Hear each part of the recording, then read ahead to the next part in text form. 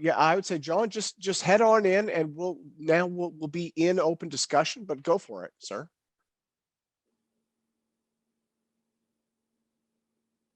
John, you're still muted, sir.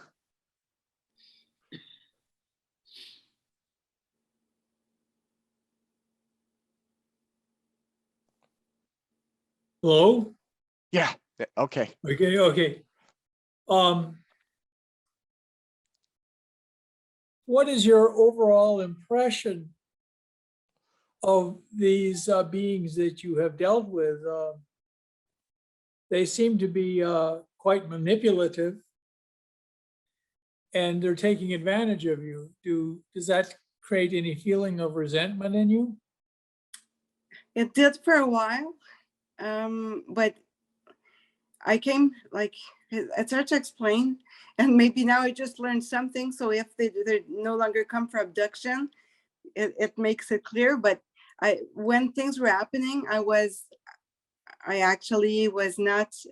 I will say, you know what? I would say I most likely had some good and some experience that I didn't like, but I didn't feel secure. For after the sighting, it took me quite a while to feel secure, even in my own home, because it's like nothing was really mine anymore. Nothing, you know, if they can just come and drop me through the wall or whatever, like, so I never felt secure, but I tried to focus on other stuff that would make me feel better. But you're asking me this question, and I remember that time where I actually was somewhere with a being, and the person just, I'll call a person, but that person touched my head, took my back, kind of did a pressure and opened light. And it made me feel so good.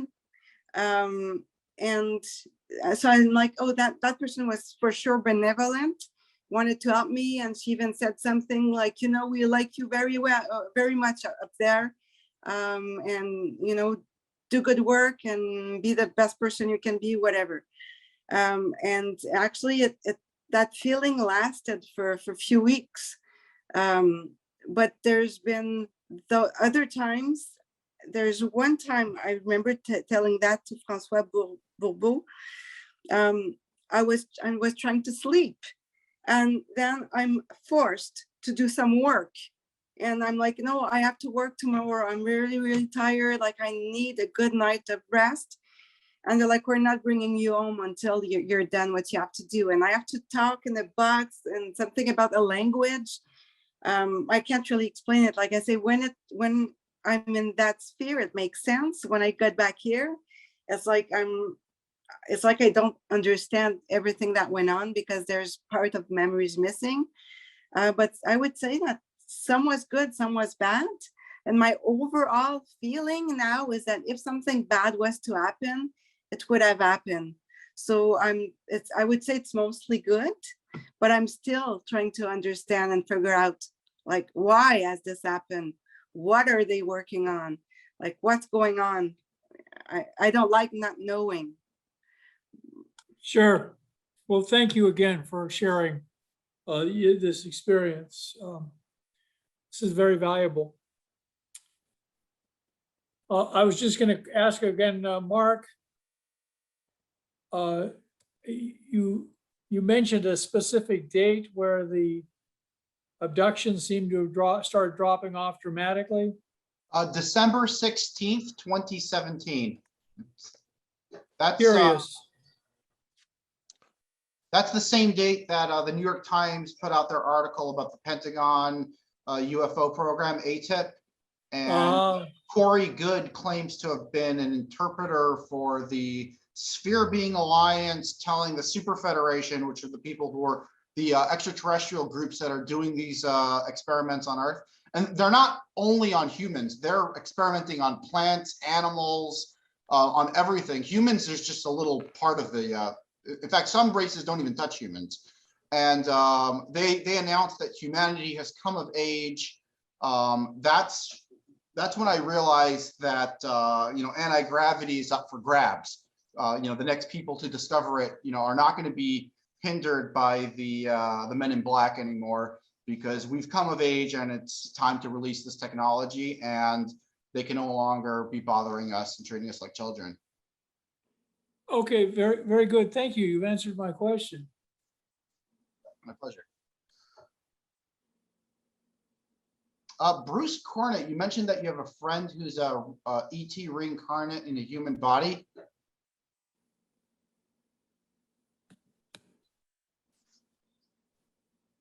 Bruce, are you still there? I'm still here. I was busy doing something else. Yes, that is very much true. Major George Filer, who is the author of Filer's Files on all UFO related sightings in the country, he introduced me to a woman by the name of Susan Johnson, who lives in Miami, Florida. And she knew from a very young age that she was not a human, and that she had come from another planet, and that she was had a group of ETs that she worked with. And we befriended each other, been friends for about 4 years, and she's constantly in telling me about the different times she's being taken up to the ships. She flies the ships, she knows how to operate them, and she has been wondering why they have left here on Earth. She has wanted to be taken home to her home planet, and but she has recently been. I've opened her up to many different channels of information that have helped her understand more about what is really going on and why she has been stranded there with this family that hates her, that doesn't know. Doesn't believe that she is part of their family, and she knows that she's not. That's an amazing story from her, and I've been trying to get her to relate this, and she's been on several talk shows talking about it. One on a MUFON, Monmouth County in New Jersey. She's been on that show, and but she keeps on telling me that her ET handlers do not want her to reveal any information, and she don't want her to go public with all of this, although she has told me much of what has happened to her. Well, So, I mean, on a certain level, we're all extraterrestrials reincarnated in human bodies. so true, Mark. That is really true. That's a very a profound statement. Yes, we have all come from elsewhere, and Right. just some of us remember where we've come from more recently. And the main distinction between us and them is that they have anti-gravity technology and we do not. Well, one thing I think I'm going to take an opportunity just to introduce this. In 1981, March, I was asked by a discarnate entity if I would help a woman in need. And I said yes, and she was brought to me. In 1983, I lived with her for 7 years exactly until she died. And she was extremely psychic. She could do everything. She passed all the tests at Princeton University Paranormal Lab. And she demonstrated everything to me that she could do. And what is important about this is that I didn't know she was reading my mind until about 2 months before she died. She knew when she was going to die. She even set it up so that I would discover that she knew she was going to die. And at her gravesite, 2 days after she was buried, my mother and I were there videotaping it for her family. And her spirit appeared over her grave on camera, and that's on the internet on my webpage called The Passion of Bonnie. And a second sun appeared in the overhead cloud. A beam of light, golden light, came down to her grave, captured her spirit. The beam did not touch the ground. Shafts of light were falling off the beam and falling to the ground. And when they hit the ground, they shattered like icicles. And all the pieces of the light were hopping around until they disappeared. We saw the colors of her spirit ascend in that beam up into that light in the overhead cloud. and then the beam was retracted and the light in the cloud went out. This was rather amazing. I was literally told telepathically to turn my camera off when the beam came out. But fortunately, I had videotaped coming into the cemetery, a special area called the Garden of Texas Liberty. And I reviewed that when software became available in around 1996, you'd be able to take frames off of video. And I enhanced the images of the cloud. And for a fraction of a second, the cloud pulled back and revealed a huge white circular dome-shaped, flat-bottom, double-rimmed mothership embedded in that cloud. And that was my first clue that the person I had lived with for 7 years was not human. And then she came back and communicated with me telepathically and told me who she was and what group of ETs she was with. So just be aware that not everybody walking on the streets in street clothes is necessarily a human. Define human. True. If they can procreate with us, are they human? Well, they consciously can be put into human bodies and have a spirit in a human body and be Yes, born to a human mother. I know quite a few extraterrestrial, like recently extraterrestrial souls that were put into human bodies. Very intelligent people. Yes. And they sometimes have genetic problems, sometimes have psychiatric problems too. Think of it like this: if you're a soul that's coming from a body that can maintain an IQ of 500, and you're stuck in a body that could only maintain an IQ of 200, what happens to that other 300 IQ? Where did all that brain, energy go? Do you become autistic, perhaps? Oh, yeah, exactly. Yeah. That's a big problem. What's the mental implications of being stuck in a storage box that's too small for you? Right before Bonnie died, she told me, I'm looking forward to returning home. And she said, I didn't realize that she was an ET in a human body, but she said, and I said, why? Because when I'm on the other side, my intelligence will increase enormously to what it is, and as on the other side. I said, well, by how much? And she said, well, you can't really compare it to human intelligence. I said, well, give me a figure. Or you what, a 200 IQ? She said, no, more like 1,200.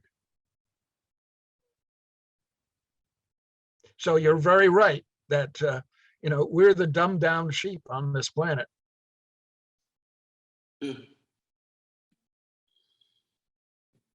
Bruce, I've got a question for you, if you don't mind me asking. Go ahead. Yeah.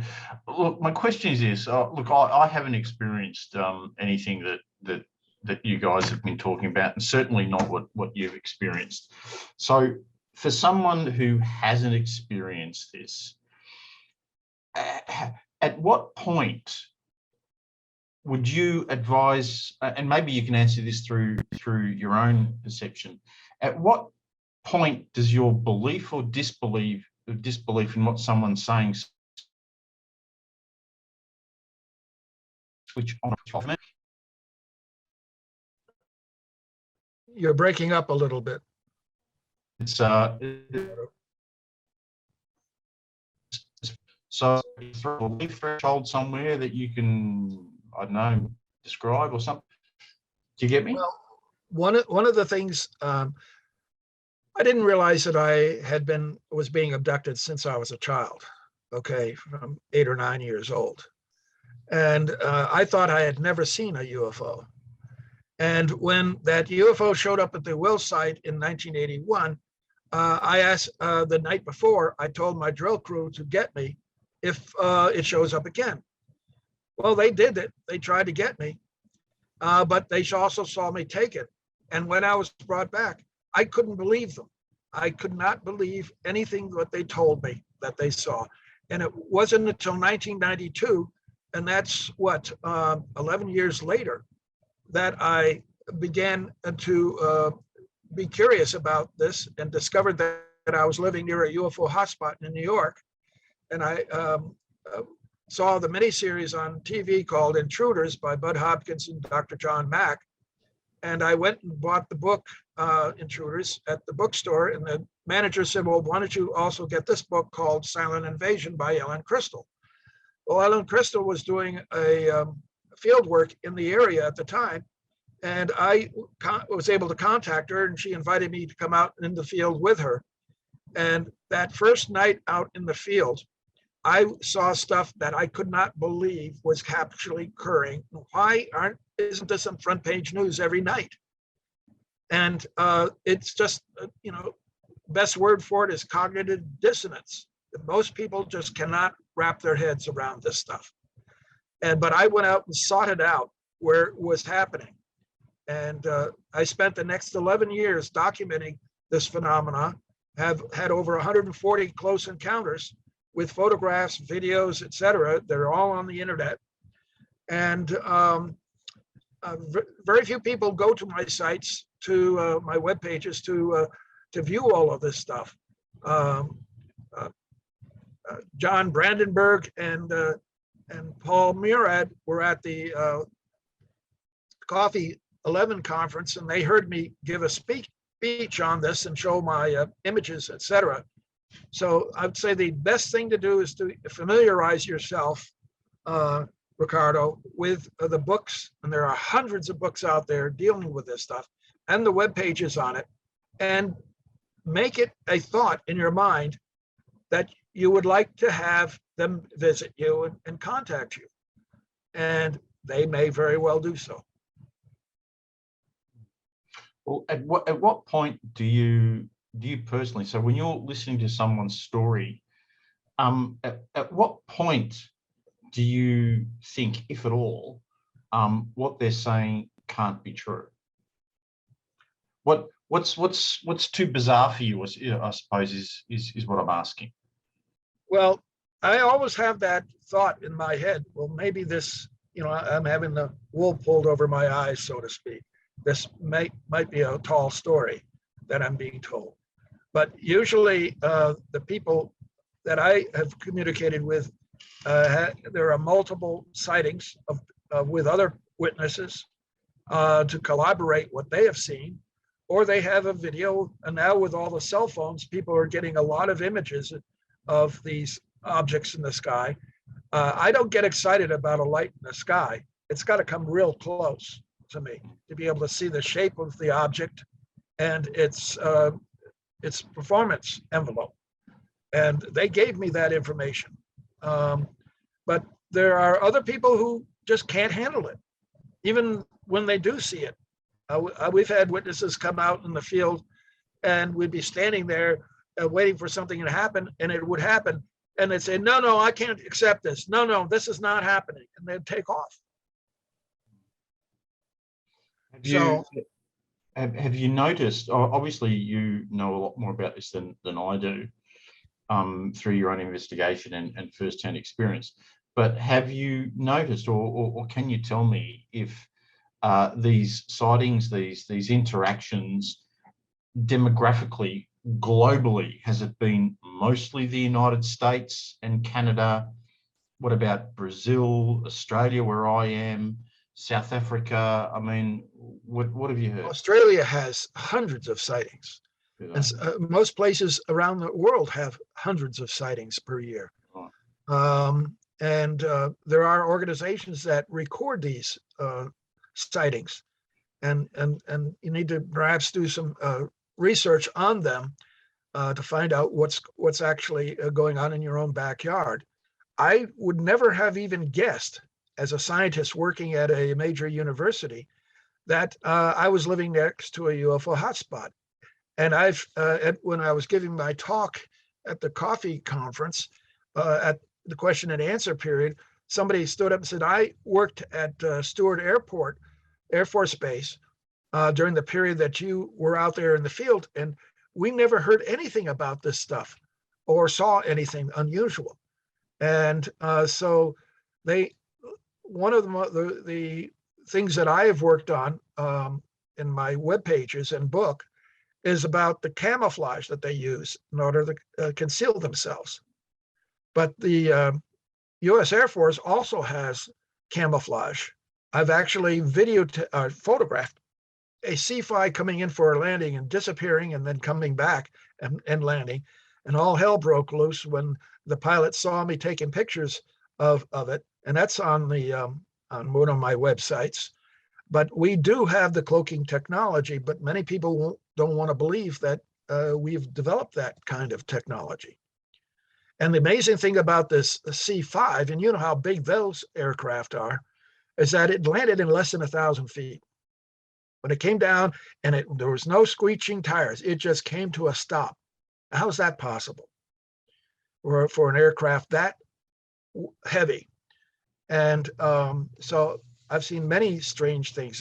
Even the Skunk Works was given permission by the Pentagon back in 1997 for its TR-3B, the anti-gravity triangular craft, to come over to Pine Bush and put on a performance for 3 of us. And that video, as well as all of the photographs, the time exposures of that sighting, is on one of my websites as well. And they intentionally put on this performance to show that this craft, we have that technology, and it is very well developed. So there's a lot of stuff going on right around us that, you know, we are just not aware of. What do you think about the Bob Lazar story then? I think he's right on the mark. He's everything he's saying. This is what he remembers happening. Okay, all right. And you're saying the technology is well developed. So Bob Lazar's position is very heavily based upon moscovium or element 115. But in your view, if that technology is well developed, then I assume you mean other forms of electromagnetic propulsion without the element 115 are possible. Is that what you're saying as well? Yes. There's more than one way to create a negative gravity or anti-gravity. I may also mention that even if Bob Lazar was telling the truth, the whole moscovium thing was something that he was told. It's not something that he knows to be true. So, okay. So he could have been telling. He could have been. I would. Sorry, Mark. I would dispute that because if you look at his 2018 video and other videos, he claims to have held that in his hand. So it's not secondhand information. He confesses clearly, point blank, undeniable, I've held it in my hand. They gave him some metal that he held in his hand. How does he know that it wasn't bismuth? Because he actually described the physical setup where he tried to apply his hands. He removed a metal housing and he tried to, so you put the housing on. We saw that effect at a 3M plant in 1995 when they were unfurling plastic. We saw that same effect. That's look, I can't speak to that, but that's irrelevant. You're speaking about camels, I'm talking about horses. This is about Bob Lazar's claim. So he has made the explicit claim that he has physically touched it with his hands. And he doesn't know that he doesn't know that he touched element 115. Yes, he does. Yes, he makes that claim. He makes that claim. Whether he knows it was a bag of unicorns, he held I don't know. something that they told him was element 115, and there's a distinction. No. He goes beyond that. You need to watch his video stuff again more closely. He goes beyond that. I'm absolutely certain. There's no doubt in my mind. I can tell you for a fact. That's his claim. All right. So point blank, don't argue with me on that because I can tell you for a fact he claims it. He states it. I watch all his stuff. He claims that's what he was told. And there's no. He claims, in fact, he's even been accused of stealing some of it. And every time he's asked about the question, it's no comment. No comment. He doesn't say no. He doesn't say no. He doesn't say yes. He says no comment. Now, why would you say no comment? If you haven't touched it, if it's all secondhand information, you would say, no, I don't have it. What are you talking about? No, he never say no comment. I mean, I could put something in your hand, tell you it's element 115, and you can go and tell everyone that and say that you've held it. No, he actually makes the explicit claims that he's actually held it in his hand and put it together and experimented with it in a reaction apparatus. There's no confusion about it. I'm sorry, I don't mean to jump on you, but you've said that a couple of times, and I for a fact he has actually said it. I would like to see the video where he says that he knows. Yeah, look, just watch his material. Watch all of it. I watch all of his material. Are you talking about the Joe Rogan interview? So yeah, so if you watch his Joe Rogan stuff, if you watch all of his videos, he actually confesses, I had it in my hand and I've actually experimented with it. And he said, because he actually says that somehow the apparatus was chopped up into one of its 3 bits, so 3 amplifiers, and they had an amplifier on a bench in a laboratory. And to do that, you've got to have moscovium. And he said it's working. So if you watch his material, the ball that they had in the center wasn't the amplifier. That was the reactor that he couldn't correct. touch. Yeah, correct. And he actually said they had an amplifier in the laboratory, 1 of 3. I have lots of amplifiers here too. These are from Sandia Labs. Yeah, I'm not. You know what I'm talking about, Mark. I'm not talking about a signal amplifier. I'm talking about a gravity amplifier, as per his claims. I don't look. These are his. I mean, the only thing that he was repeating claims that were told to him. The only thing that he saw that was from his own intuition is that they look like microwave waveguides. No. Look, seriously, I would advise you watching the stuff again. He very clearly makes claims. He says these craft are real. I've worked on them. Ricardo, just give me a link and a time mark. We'll go over it. Well, just go to his 2018 video. I watched it. Right. Well, watch other stuff as well. So watch all his Joe Rogan material. Look, I think I've seen everything that you can see. I mean, we're talking about a very small distinction over here. Whether this is what he was told. No, I know, but it's just that you've repeated it. He knows what he was holding. No. It's an important distinction. It is a distinction. I agree. On this one issue, I got to insist you're wrong. I'm sorry, but I got to insist you're wrong. Okay, he does not just send us a link in the chat and we'll look it over. Okay. Well, I don't have to send you a link. No. I've watched. I'm telling you. I've watched all those videos. So I well, what you're talking about. Well, then you've missed it. Then you need to do all of them again. You got to do all again. So I'm not going to do it for you, right? So. Yeah, I think we have the same problem.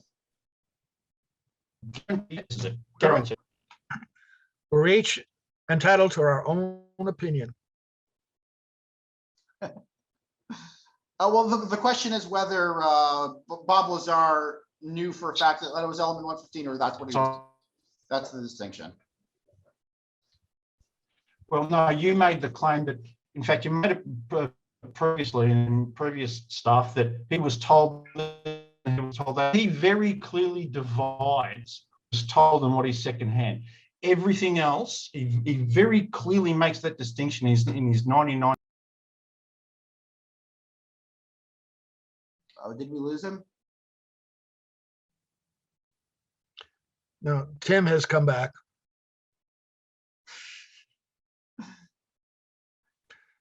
Oh my God. Yeah, it looks like Riccardo Storti. Oh, there he is. I hope he wasn't pulling out more of his hair.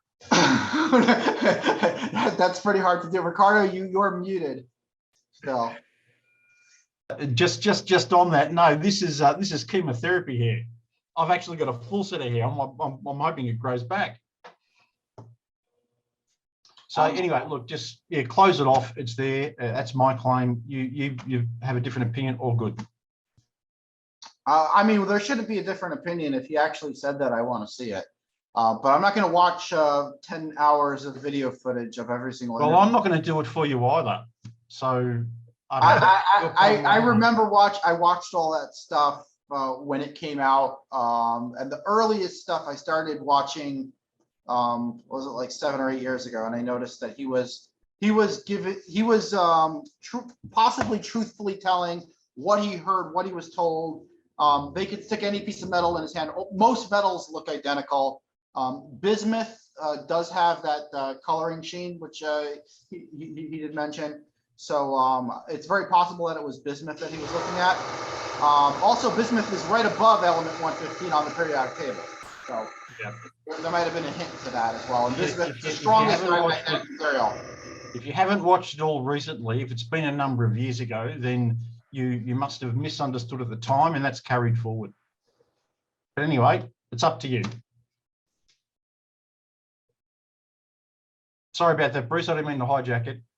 I saw an interview with like Joe Rogan, and he said that he climbed into the aircraft, like, you know, and because he wanted to see the like the engine or the connections between that, and he described it as unified, like, you know, as if it's made from one mold, but you know, like, he described it pretty well, you know, and how close that he got to it, and that they were able to control, you know, like, you know, in that, I guess it's Area 51, you know, that they did like every Wednesday's experiments, and, you know, and he started telling his family and friends to go see the pretty much light show.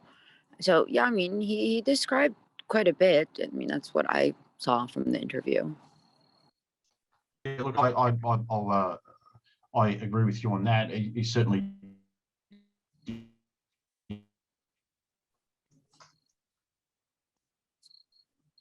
all first-hand experience has been.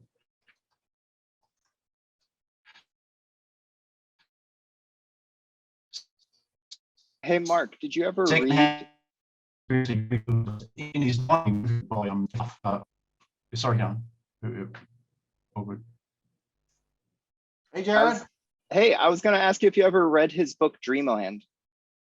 No, I've never read Bob Lazar's book.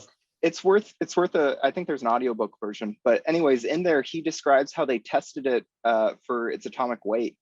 And that was the part that really caught me, because I thought, yeah, he never actually had any proof of any kind that it was that. But in the book, I wish I could tell you where, he says like they did some spectroscopy on it, and that was how they were able to determine that it was indeed 115. Okay, and this is something that he did, not that he was told, right? Him and his partner, they directly tested the material using a spectroscope or whatever. What's the name of the book again? Dreamland. Dreamland. Sure, that's not by Whitley Strieber.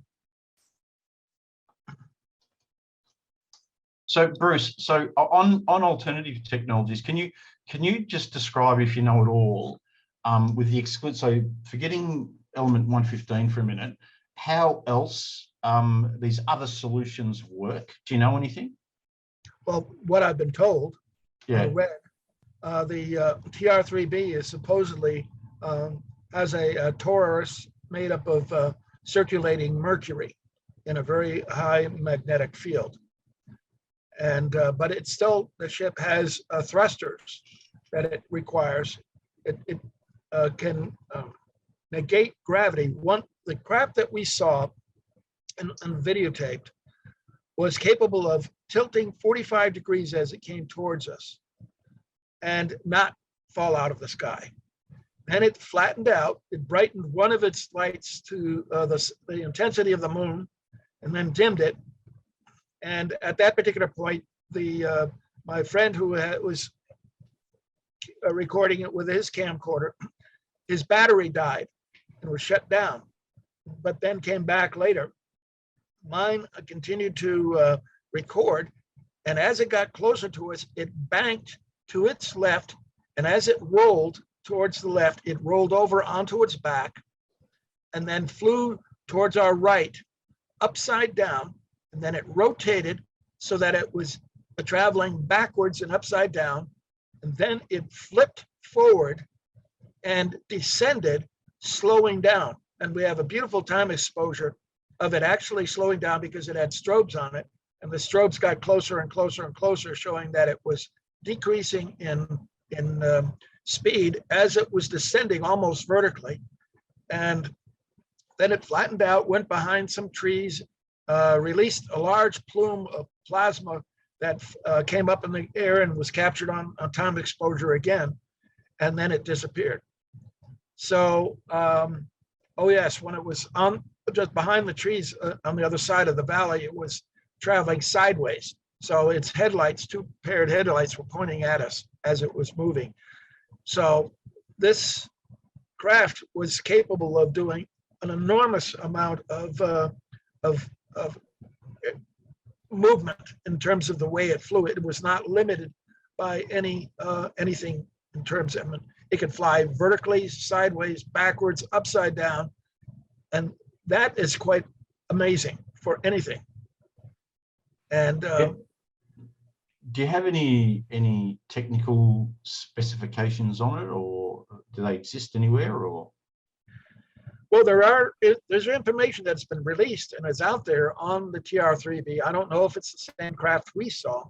The only information I have that I tentatively accept is that my friend who was with me, and there was his girlfriend, was using a SLR camera photographing it. My friend said that he's a retired Navy officer, and he was contacted after he got home by a friend who was working in the Navy to tell him that that this was a performance that was authorized by the Pentagon. okay.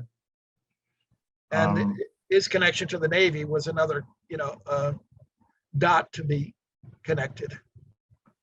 Okay, so I'm doing I just did a Google search on TR-3B, and I've got some YouTube stuff, but I'm actually interested in any technical specifications should they actually exist.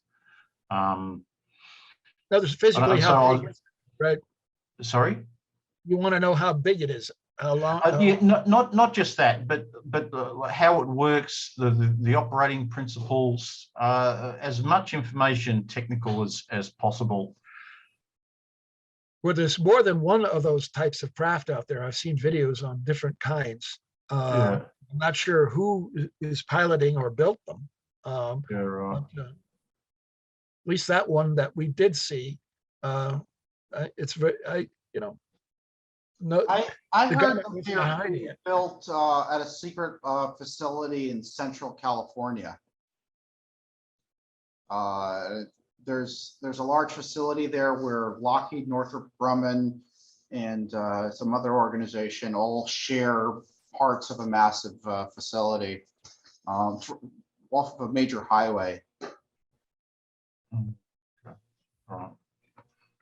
Okay. Who was the person that was on the APEC conference here that last year was died of a shotgun blast to his head? Oh, that was Mark McCandlish. McCandlish. And as I recall from his information he had released, that he was seeing craft coming from that facility. Yes.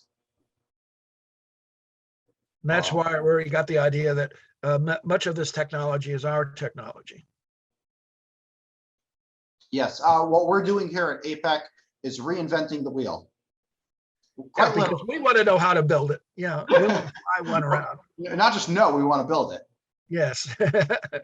We want to give them a shot for their money, start selling these crap. But I mean, what makes you think, okay, let's assume for a moment it's all true, it's all correct. I would have thought that if a non-Moscovian solution existed, I would have expected that information to have been leaked to foreign governments, and not, I mean, how you could keep something like that secret if it was real and if it was reproducible by non-exclusive. Very simple. You release the information and then you throw a whole bunch of disinformation out with it, and nobody tries any of that stuff. Look at all the pious patents. Look how many theories there are out here, how many papers have been written on this stuff, and nobody's trying all these experiments. That's because something in there is real. I mean, maybe you're right about Bob Lazar. Moscovium is the real deal. It's like telling somebody from the 19th century that in order to build a car, they need to figure out carbon fiber so they could build their Bugatti Veyron. It's like completely disconnected. You don't need to I'm go not in sure. that direction to build the Bugatti Veyron of vehicles. There's you can build the Model T. There's a much simpler way to do it. Look, what I'm trying to get at is look at the atomic bomb, for example, right? So the Manhattan Project, okay? So it was developed in the United States. It was all very hush-hush. And then all of a sudden, we find out now through historical record, we find out that the secrets to the atomic bomb were passed over to the Soviet Union. And that's what permitted them to develop an atomic bomb within 2 years. Well, they got a head start, right? So to my way of thinking, if there was such an exceptional craft as the TR-3B, if it is, anti-gravitational, to me, it seems absolutely impossible that information, forget leak, forget, people trying to hide it, that information wouldn't be stolen by foreign governments. So what happens is, and this is from watching Gaia and people who claim to have been in the secret space program. So take it with a grain of salt. Apparently what happens is, let's say Bosnia, discovers anti-gravity. It's not Bosnia, it's a small group of scientists working for the Bosnian government, right? So the secret space program, when they realize this, they approach those scientists, offer them a seat at the table and say, no, Bosnia is going to become part of our program. You'll get a vote and whatever. You just need to keep it hush hush. Your elected leaders can't know about this. Problem solved. They have all the money in the world that they need by trading with extraterrestrials and various business organizations that they've taken over. It's a breakaway civilization. See, here's what I see, right? Here's what I see from an outsider looking in, and please, nobody from the US take any disrespect, please, I beg of you, in what I'm about to say next. But as an outsider looking in, right, and the US news is covered here. Look, the entire government, no disrespect, is totally dysfunctional. In fact, you shouldn't be called the United States. You should be called the Divided States of America. I mean, it's just totally dysfunctional. And I can't imagine, in the wildest imagination, crazy thoughts, that something like this can be kept secret or controlled with such a dysfunctional entity. It's not controlled by government. It's not controlled by government. Can I interject real quick? Yeah. So I shared a little presentation there in the chat for everyone. I made a presentation about the TR-3B a few weeks ago for some other APEC members. Yeah. As far as some of the specifications that you're looking for and some of the answers you're looking for, have you heard of the SR-75? Yeah. Heard of that. Yeah. And how long ago did you hear about that? Oh, decades ago. Because I want to say that it was only released publicly in like 2009. The TR-3B was publicly released October of 2019. It's already been confirmed by the government to exist. It's not even a hypothetical thing anymore. The way that they were able to develop the technology, it was Lockheed doing it with the Star Wars program back in the 80s when they were trying to develop space-based lasers that were going to take out nukes. It was like a laser net around the planet, right? Yeah, the Star Wars program. Yeah. Yep. While they were doing that, it was nuclear pumped lasers. They discovered that with these nuclear pumped lasers, there were certain effects that they could get that came out into this anti-gravity form. In that presentation, I have some suggestions for what it is. I think that they are creating reverse pointing vectors through very high energy densities. PICE kind of talks about the energy densities. When you twist the light really, really fast, orbital angular momentum it's called, when you twist that really fast, you can get the pulses much, much tighter and get that energy density much higher. You add in actual mechanical oscillations, phonon oscillations, and now you can have reverse mass waves with forward electromagnetic waves. The separation of those two pointing vectors is what allows for this anti-gravity effect. That's the best I've been able to come up with, but I'm sure there's probably a lot more going on than just that. Look, that sounds really interesting. If you could forward me or give me a link or something. Jared, maybe you could do a presentation on that. I would be happy you should. to. I actually have some. I have two presentations on it. One solely for the TR-3B, and the other as to how it may apply to the Graviflyer. Okay, so Jared, just respond to the email for the for the APEC conference with your information and when you would want to present. And we could stick you in the roster for an upcoming. Yeah, presentation.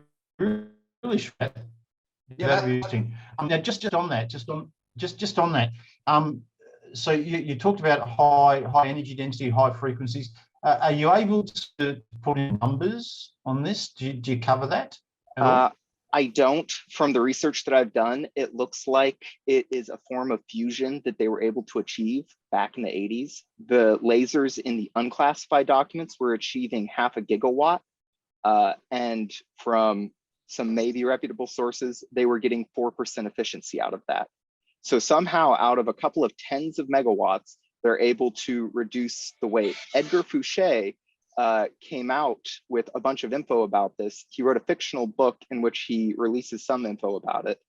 What he said was happening was they were using ultra cold, ultra low density mercury that, from my research, looks like its surface charge is one of the highest. Anyways, they were spinning that around stupid fast.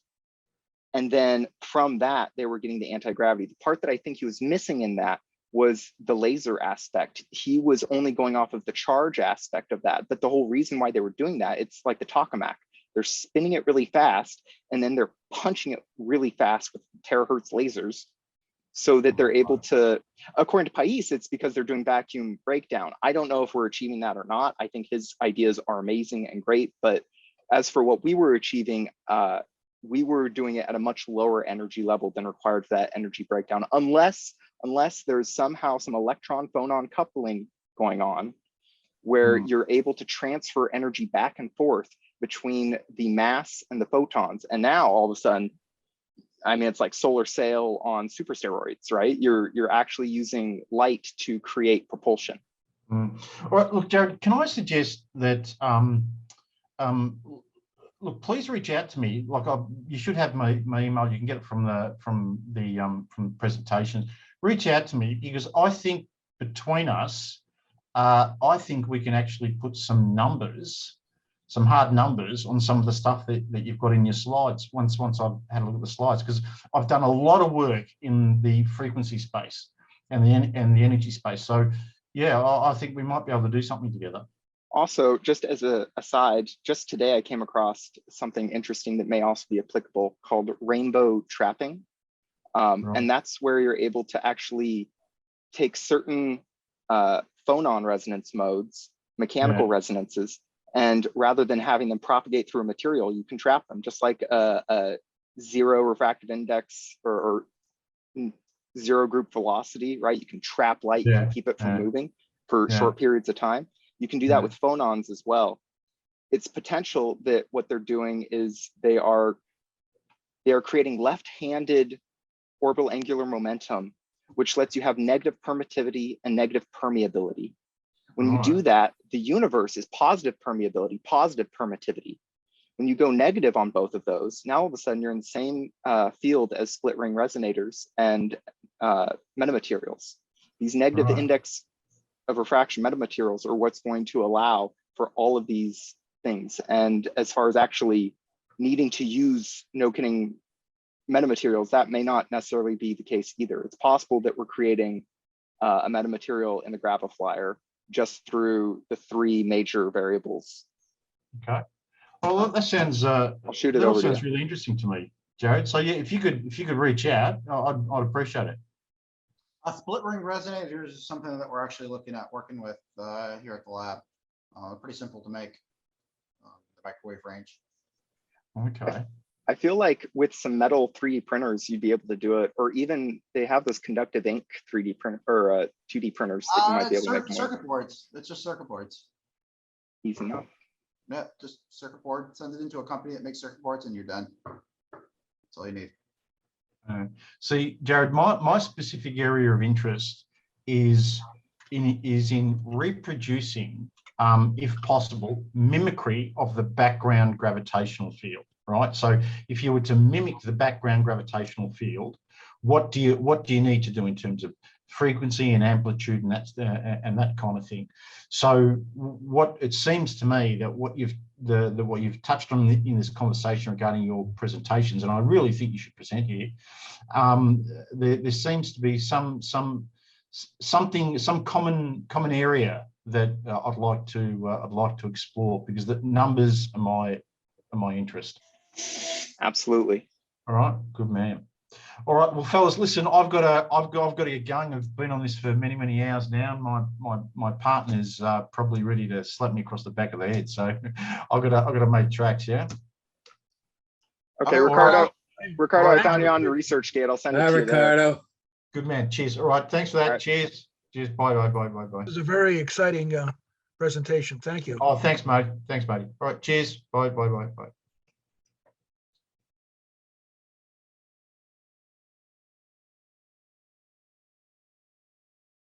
Who's Tim?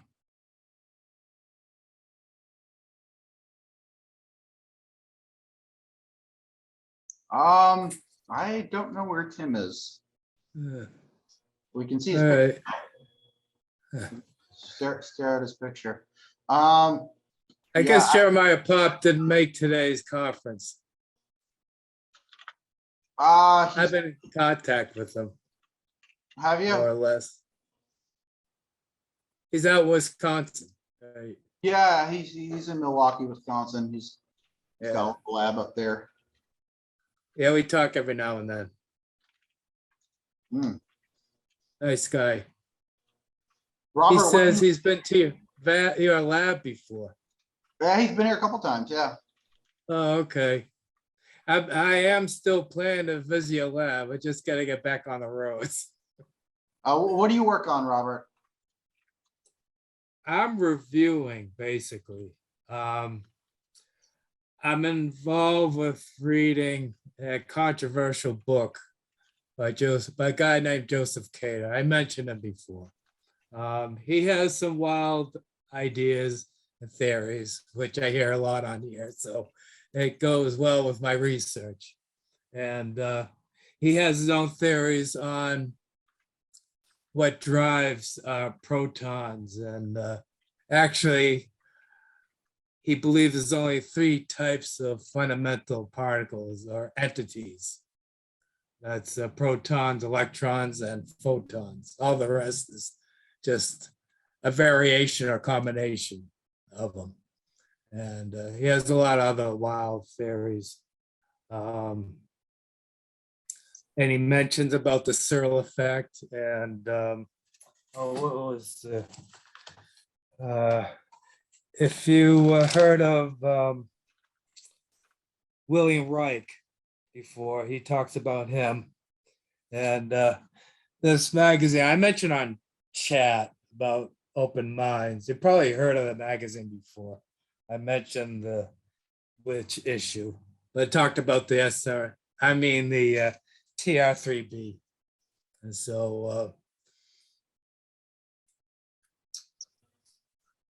so I've actually bought loads of old books back in the 50s and some back in the 20s, trying to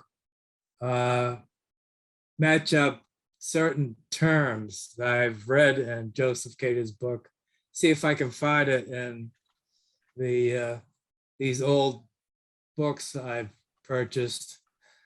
He talks about soft electrons, which is extremely central to his claims throughout the entire book. He mentions what's called the Hermetic Axioms. I don't know if you heard of that before, but soft protons are soft elementary particles, meaning low frequency, and hard particles meaning high frequency. The closest I ever got was found a term called soft X-rays so far. Now, I haven't gone through the entire set of old books I have, but I'm hoping to find other terms that's described as soft. I haven't confirmed what soft X-rays are. Jeremiah Pop did give me a definition, what he He's here discovered actually. through his research. He's here at the conference right now. Oh, he's at a conference. No, he's at this conference, right? He's in the call right now. Oh, he is. Oh, okay. Hi, Jeremiah, wherever you are. So anyways, I've been reading through his book, very controversial, and I've actually done some modeling. I've modeled 2 plastic model kits that's related to UFOs, but instead of building, I decided to make a 3D model of it. I sent pictures to Jeremiah of it, and I mean, if there's anything I you also- want to build, we have quite a build space over here. yeah, I've also modeled a hypothetical proton based on Joseph Cater's belief of what a proton interacted with the ether. He called ether particles. He believes everything is in particles. Nothing's in waves or fields. Everything is related, interacting through particles. And a proton, according to him, is nothing but a oval or pear or egg-shaped solid substance with holes through I it. think what So they're it's called mostly- particles are really waves of energy that are spun in on themselves. Well, he separates the two. He doesn't want to get into statistical mechanics and that sort of thing. He believes what Einstein believes, that nature is believable, is understandable at the simplest level, which is also according to Victor Schauberger's beliefs, as far as my reading in his books. But So Robert, it- what does he define an ether particle as? What is the ether? You said like it's in a bed of ether, right? I mean, so well, it interacts with each other with these ether particles. I don't remember. I have a problem with remembering things. yeah, because the whole Um, concept of an ether is kind of questionable now, right? I mean, that's why I was curious. What is he? How does he define it? Well, yeah. As I remember, it was believable until Einstein came around and Lorentz was theories, and then it was somehow popped up through other scientists or engineers or people writing about the ether or commenting or referring to the ether. So I mean, because there's this thing that you can think of the ZPF as ether too, right? I mean, you know, the vacuum background. I etc. guess I have loads of ZPE information. I haven't got through all of it yet. Yeah. I'm still So that's on why I the was curious. catching I up mean, if stage. you have some insight into some new ether, I mean, I'm very curious about it, you know, because I'll go back and reread those chapters. I made notes in Microsoft Word. So all I have to do is do a word search and I can find it. I basically write notes like, because the book doesn't have a index or table of contents. So I'm forced to write notes to find it in the book. sometimes So- that's the best way to know what is it that they're saying, you know, because you go into every little Yeah. word. I mean, that's I what just like. don't want to be sent to prison for copyright restrictions. Yeah. But, at any rate, he does talk in terms of how the ether interacts with particles that mainstream science has already discovered. But he also talks about particles that science hasn't discovered or refused to believe. Okay. So Interesting. that's I mean, what if he says- mainly why I like him. Yeah. He's very controversial. If Yeah, you want to know the name of the book, it's called The Awesome Life Force. The awesome life force. Okay. Yeah, it's I not like regular.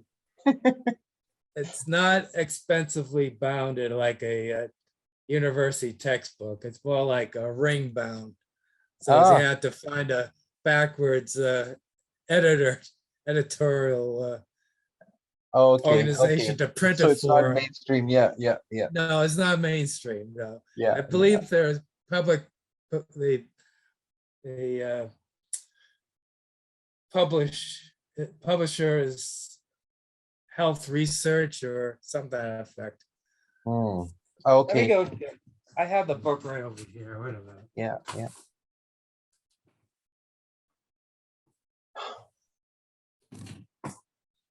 It's with this orange covered, Wow. it's plastic Very unusual. binder, Yeah. and The Awesome Life Force. According to this one, it was by Kate Carter, but his real name is Cater, Joseph Cater. Okay. It's fairly thick. Yeah, Um, it's quite thick. So I just got through the book a few days ago for the first time. For a while, I was reading about almost half of it, and then I had to read over again because it's been so long Wow. since I read it. Wow. But it's published by Health Research in California. Okay, okay. And Yeah, I'll definitely look it up. I mean, I'm curious, but yeah, there might be some copies flying around there. Who knows? yeah. The subtitle is The Hermetic Laws of the Universe as Applied to All Phenomenon. Now, all phenomenon, he includes, let's see if I can find that. I don't want to take too much of time. I think we're over No. time. We were supposed to end at 10. He links metaphysics. I mean, this can go on for, mathematics long and as you physical want. sciences. I'm sorry? I said the open discussion can continue for as long as we want. Okay.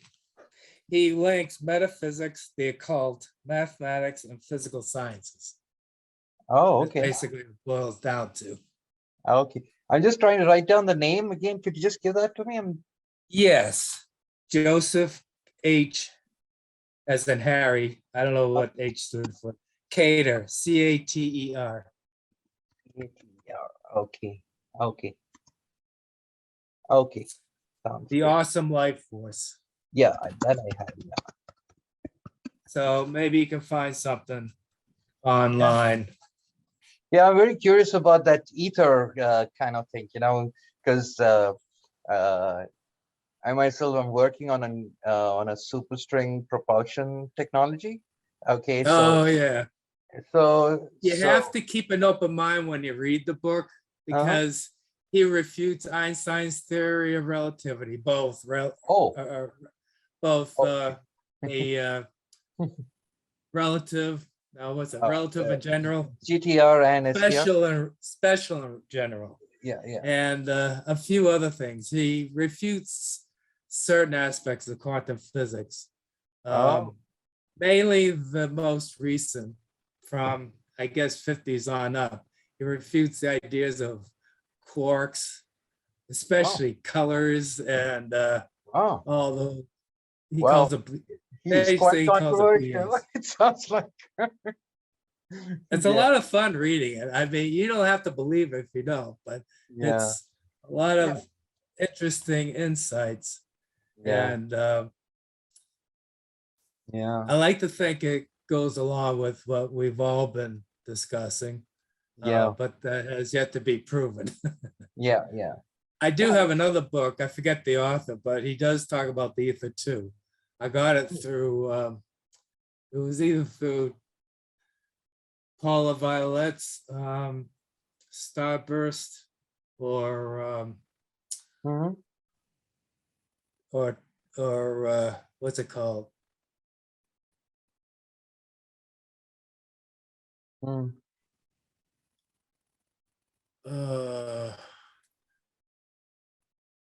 But what do they say, all these guys? Do you know, what do they say is the structure of this ether? I mean, like what is it, right? I mean, without referring back to the book, I can only remember that their function is interact between whatever ether realm, or maybe they are the ether realm. I don't remember. To our present knowledge of matter. That's all I can remember. Okay. And why the magnetic field, electric field behave, and how actually why they are created the way they are created, why they form. Yeah. Interesting. Yeah. I mean, in theory, you could think of gravity also. I think somebody was talking about the Higgs field also, you know, so somebody just posted a message. Yeah, there's different ways to look at it. Yeah. Yeah. So, I'm So just, that's what's keeping my time. Plus another things, I gotta buy a damn door for my townhouse, my condominium. oh, And, okay. it's Okay. putting a lot of stress on me. Plus the people I'm living in the house I'm in a community house. Yeah. But at any rate, I try to keep myself busy with all these things I've learned in college and Yeah. books I bought online. So, Yeah. Yeah. so that's why I go to this webcast, which is very interesting. I'm always writing down notes. I haven't gone through all the Yeah. conferences yet. Yeah. Very, very interesting. I might as well I'm not much. I just can't joined this relate recently, so even I'm finding it quite fascinating. So I agree, you know, so Yeah. I myself have never been abducted, so I don't really relate to them, but it's incredible listening to these people, what they've yeah, gone through. And it's yeah, interesting how I hear things here, which I also heard on the X-Files. Like the thing yeah, about the that's, poker I mean, mushrooms or whatever that thing is. yeah, see that's where my, I mean, you know, to put it bluntly, I mean, you know, I have my question, how is it so similar to the same thing? I mean, I start getting into belief when I see something different, you know, something unique, but this is something that you pick up off a movie or you know, as you mentioned, X-Files, etc. You know, yeah, you've heard about, you know, Yeah. getting probed and, you know, those Martian look, you know, the big eyes. I mean, you know, if there was something else, you know, I would say, yeah, okay, there's something plausible here, you know, but otherwise it's just like, I don't know, I didn't buy any of it, sorry, you know, it just didn't sound real to me, you know. Well, That Joseph was my Cater opinion, actually at least. says that science gets its ideas from the movie industry. Yeah, yeah, yeah. I You mean, know? you've heard of 20,000 Leagues Under the Sea. I think that's the best Oh yeah, example. I've That got was the nuclear abridged power version. before they even had split the atom, right? I mean, that was Right. science fiction. Oh yeah. You know? That's why I like to believe what we're all talking about here, that we can discover at least some to lead on to Yeah, anti-gravity. We yeah. may not develop what the governments around the world have secretly, but we may have the tools to at least to understand. Oh yeah. May not be the financial backing that Oh, we yeah. wish we had, but Yeah. it's amazing how we can find in scrap yards like Yeah. Ross. I forget his last name, but with him Oh, building that oh flywheel yeah, contraption. yeah, You know, yeah, yeah. it's amazing. Wow, that was, Well, yeah, we're very resourceful when we are determined. So yeah. Yeah, it's a passion, right? I mean, you know, one has to it believe in is. something and, It is. you know, so I think many of these things, I mean, if one was to go around asking, what do you think about this? You will definitely get so many conflicting views, you might just lose it kind of thing. It's just like one person has to say, hey, I believe in this and I'm going to do this. And what happens, we Well, have I to see. admit, ever since I started watching these APEC conferences, Yeah. there's so much anti-gravity theories out there. You can't really work them all at the same time. No, So way. you have to choose what you think, what you believe might Yeah. be the closest to the path. Yeah. Now, they may all be the right path or just some of them, who knows? Yeah. I'm not the one to say, but Yeah, you It's never like, know. I mean, if at least like 10% of these somehow, right, pan out into something, may not be as great as what you even hoped for, but that itself is a fantastic achievement. Yeah, I agree. and we may all be off the mark, who knows, but at least we're following our passions, Yeah, yeah, you know? yeah. Sometimes the So, means matters more than the ends. well, if we find the secret, hey, all Mhm. elect to us. Yeah, yeah, yeah. But I don't know what I'm gonna do after I finish researching this book. But that's a long ways to go. Oh, okay, yeah, this book. Robert, what are you good at? Yeah. What's go ahead. that? Robert, what are you good at? You said you don't know what you're gonna do. What are you good at? Well, I'm a trained mechanical engineer. I've mostly been experienced in solid modeling and drafting. I've been reviewing my engineering courses I had. So CAD Both at and CAM? CAD, CAM, although I don't have a 3D printer or milling machine. I wish I did. We have a 3D printer and a huge milling machine here. Well, I can imagine that, Yeah. yeah.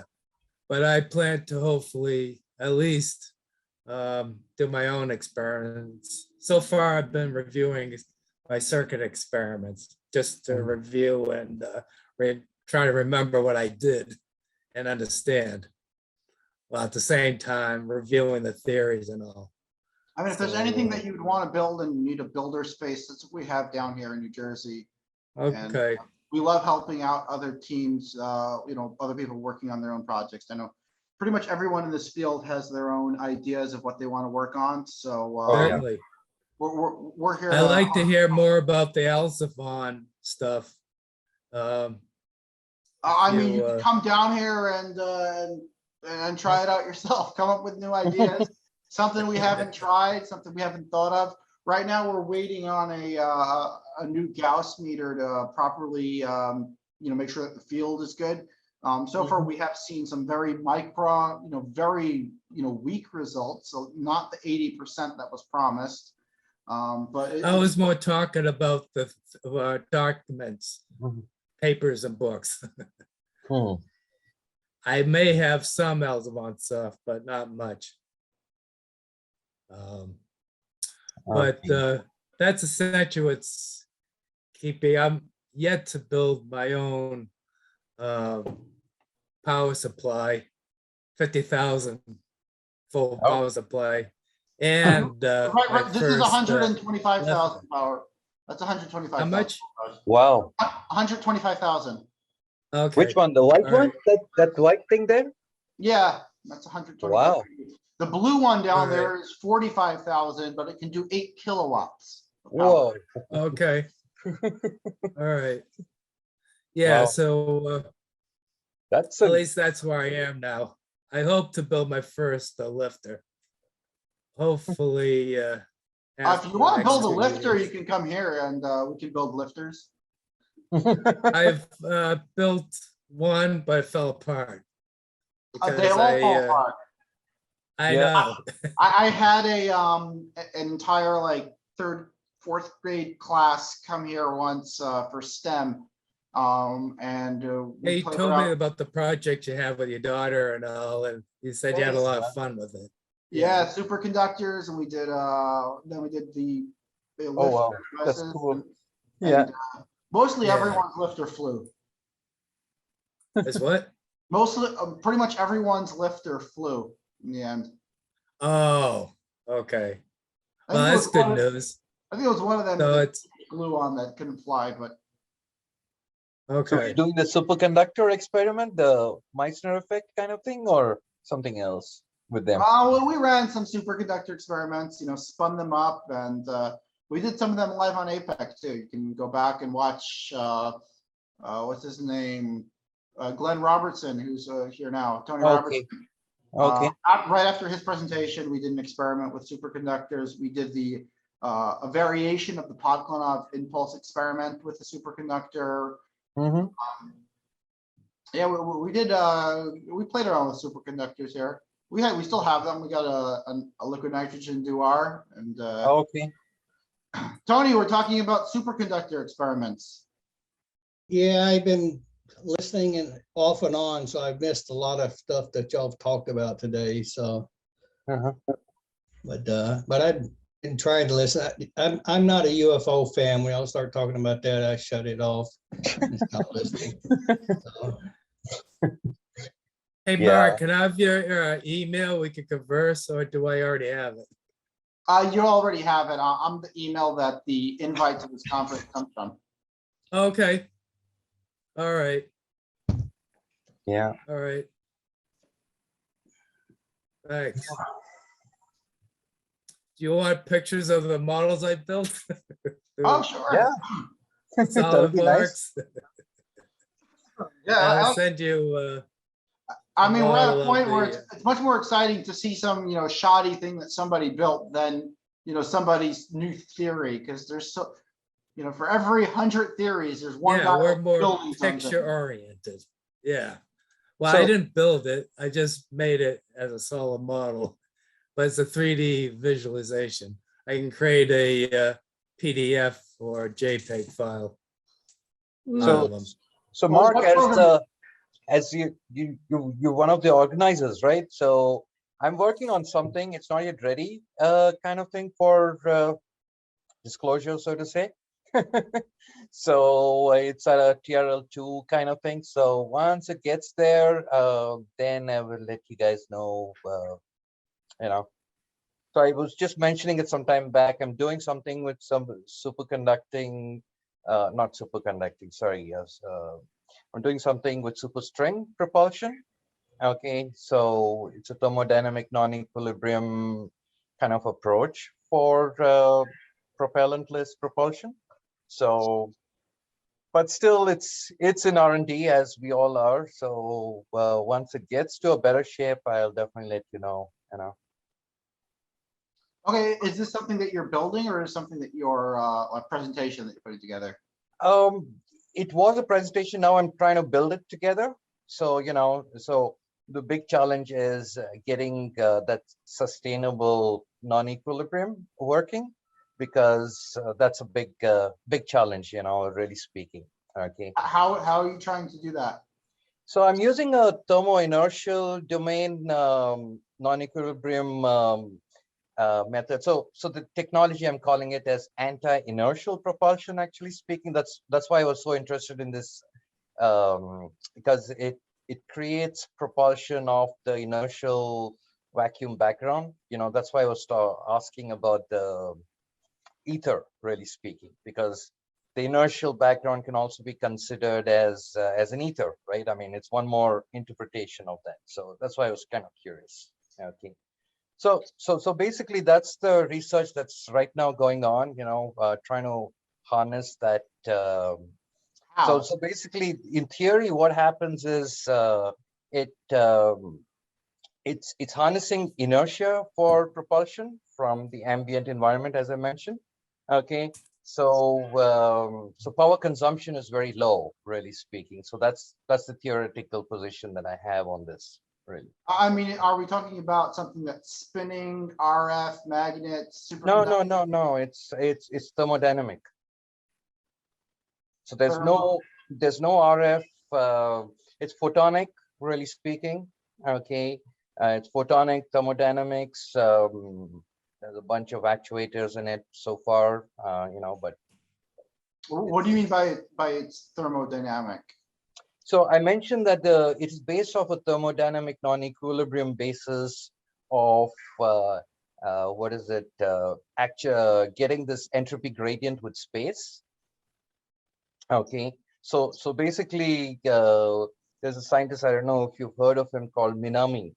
Okay, he came up with this theory about 10 or 15 years ago about if you were to create an entropy gradient with space, so he calls it as exciting space, then there's a so if you can do that, then you can get space to produce an entropic force as propulsion. Okay. So that's my theory, really speaking. I'm trying to work on that. So got some level of. Have you built anything? Have you built Yeah, this I barrier? do have one, but there's some design changes because, again, of the same thermodynamic non-equilibrium problem, really speaking. So Are these like thin film layers, nanomaterials? no. I have like a stage 1 lab prototype. Okay. So something that, but it doesn't move completely by itself because I've still got work to do on that. But it theoretically it shows how the thing can move, basically. So basically there's a bunch of springs in it, really speaking. Okay, that has not been actuated by a motor, really speaking. So there's a bunch. What's that?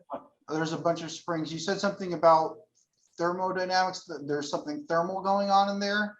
Yeah, there's a lot. So basically it's a new kind of thermodynamic non-equilibrium method that I have to use. As I mentioned, it's based in a thermo-inertial domain. Okay. So I don't know what that means. I'm sorry. Oh, okay. I'm really stupid. Just give just no. So basically, you know inertia, right? So what's inertia? So take F is equal to ma, right? But where does it come from? Yeah, it comes from the inertia. Good one. And I thought you're doing an inertial propulsion device. Okay, that's good. Yeah. No, but there's more to inertia than mass, right? I mean, so that's what. Oh, well, what's mass? Where does mass come from? I don't know. Very good. No, do you have a picture of your device? As sort of like. Yeah, I think I do. 1 second. I have it somewhere. I know that. Meanwhile, Glenn Robertson's dropping shit in the chat. What do you drop here? Mark, so if you can send just 1 or 2 documents to me by email. Okay, I'm still trying to find it. Hang on.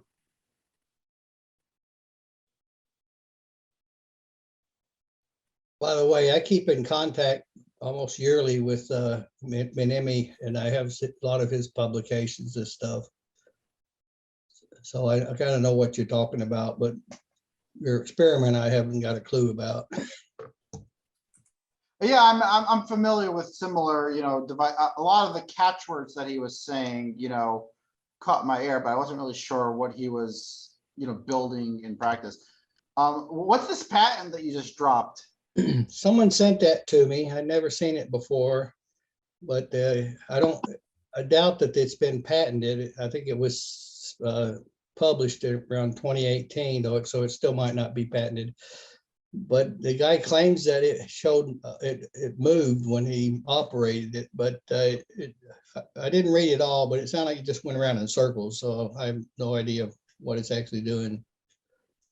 But he's got some kind of I forget what it was, some kind of gas or liquid that he's hitting it with 400 kilovolts, causing it to do something.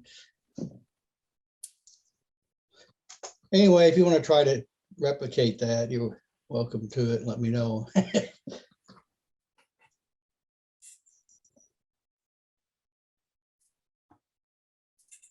Hey, Mark? Yeah. Do you remember? Sure, you were talking about Alzaphan and his son, and the theories. You mentioned a paper or a book. Yeah, come down to the lab. I'll give you a copy of the book. Got a whole bunch of them. Okay. Unless I take a bus, I probably won't be down there till 2023. So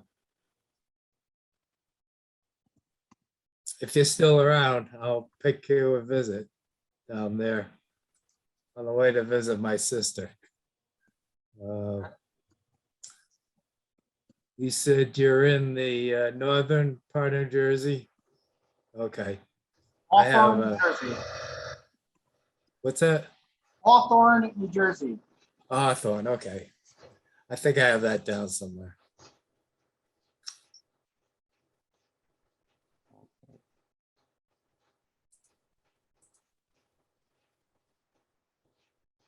Hmm.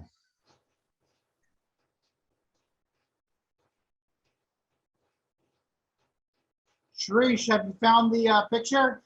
1 second, hang on. I think I got it. So let me just share. Can I share here? Go ahead. Share. Yeah, 1 second.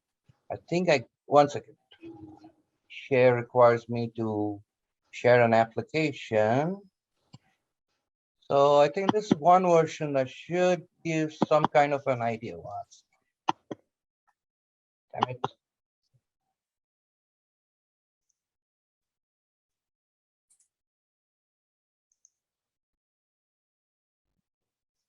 Oh God, no. No, I'm looking for the one which has that spring and just can't find that file. That's the thing. There somewhere, I know that.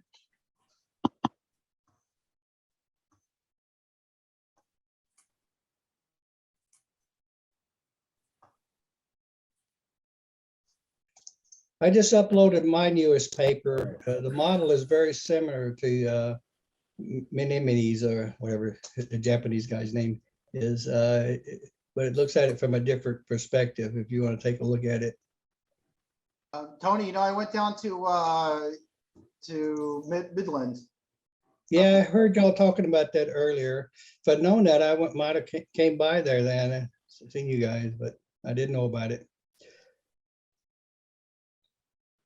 I'll probably be out there this summer sometime.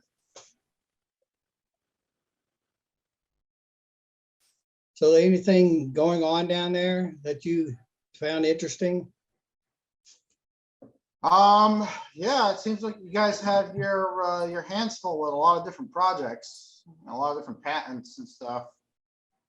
I want to get my hands on some of those rocks that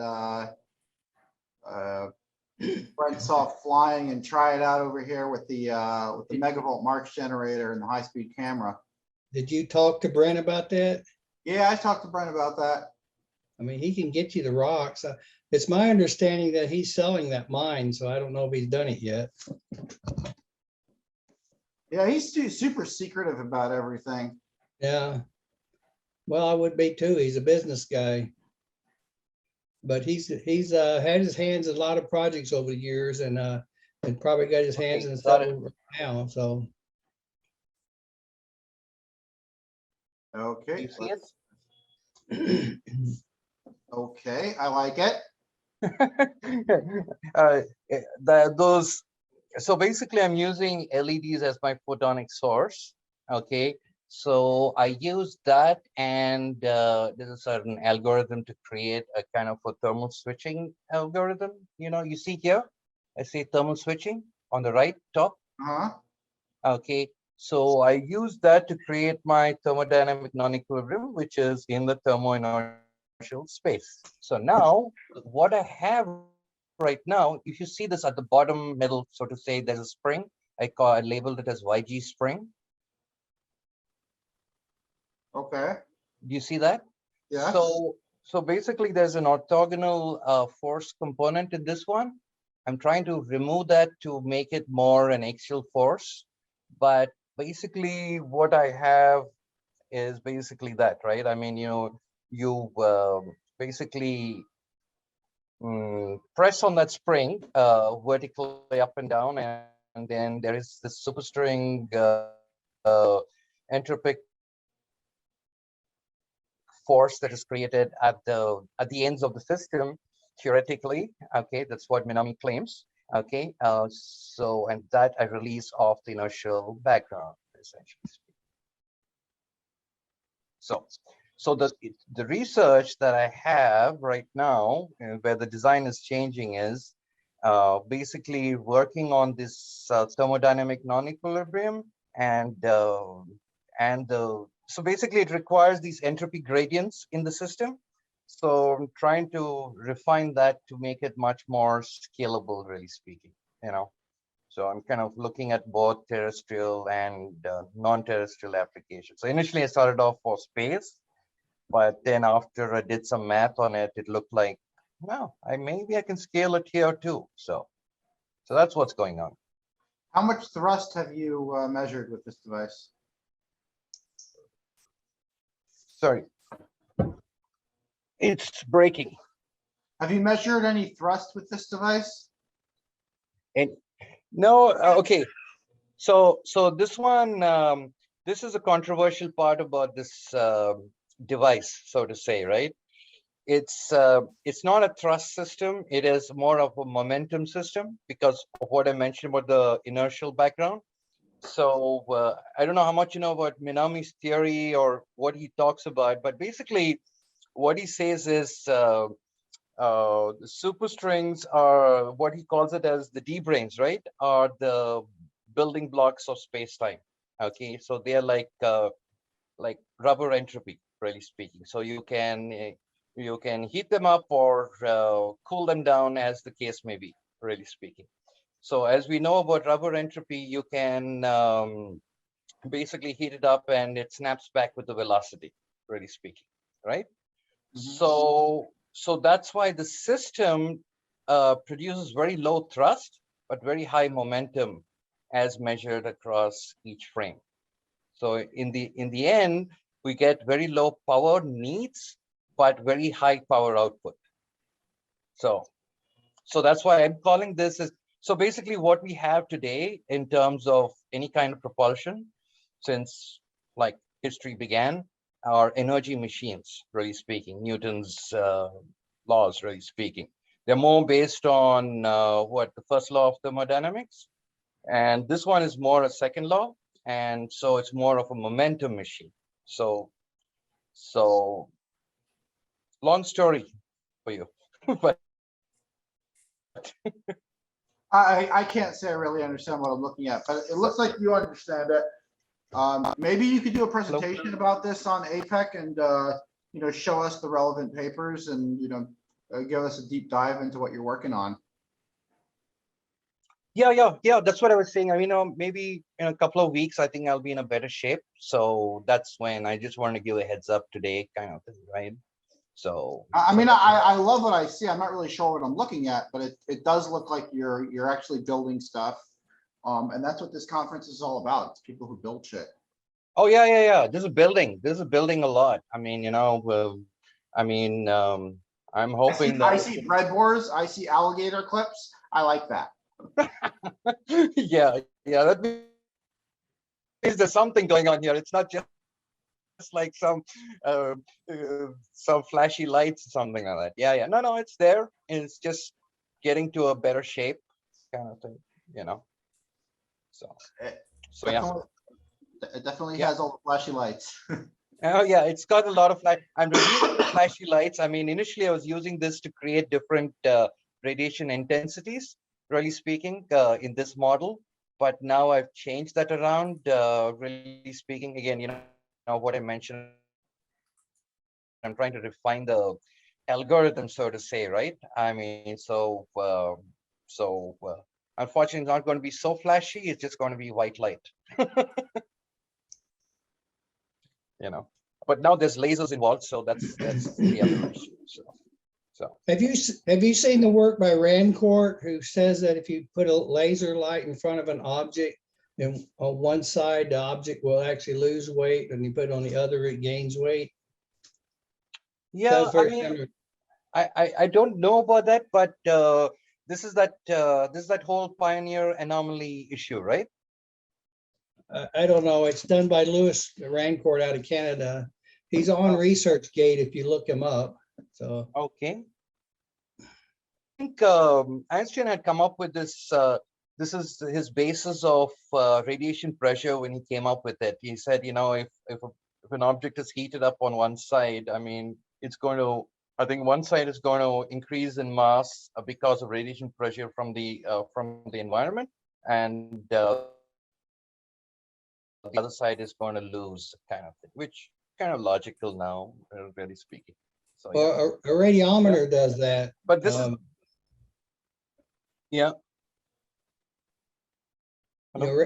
radiometer, that little thing that spins in a glass, looks like a light bulb. Yeah. It's actually, people think it's under vacuum, but it's not. It's really not a vacuum. It's a light vacuum. It's a gas. And when the light hits it, it heats up more on one side than the other. So you're it spins due to the difference in the thermal across the fins. And it Okay. sounds similar to what you're doing here. Uh,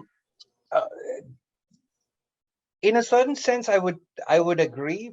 The issue here is basically it's a closed system.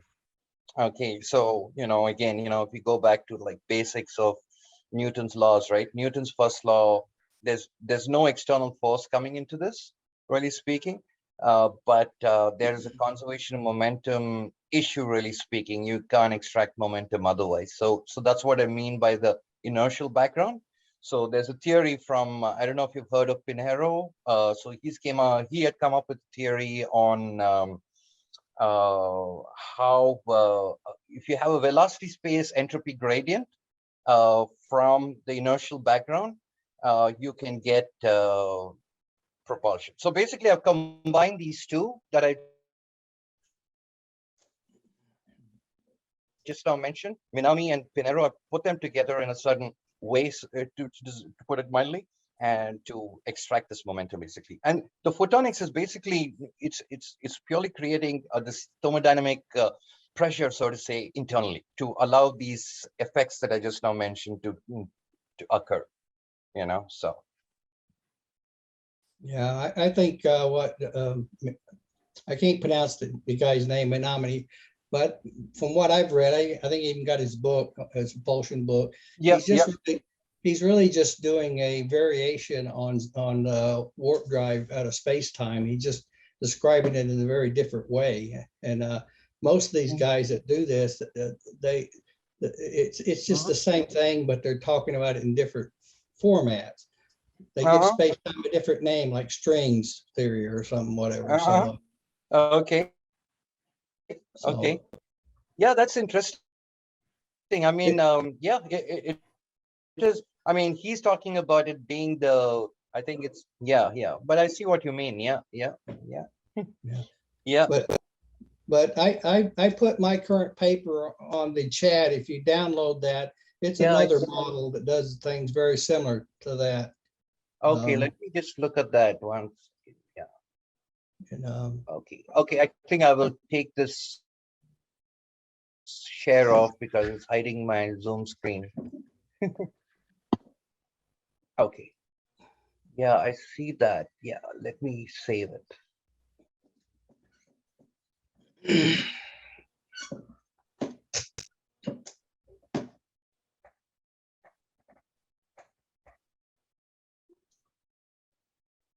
Oh, I thought this paper was Minami's paper, so I was not sure. Yeah. Okay.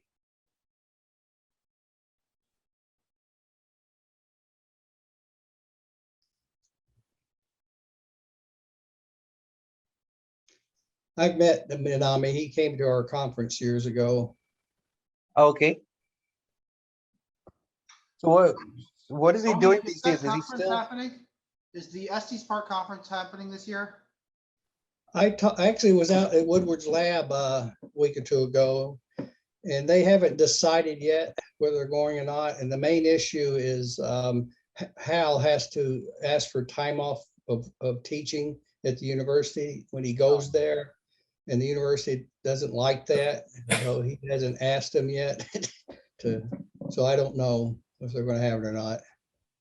Yeah.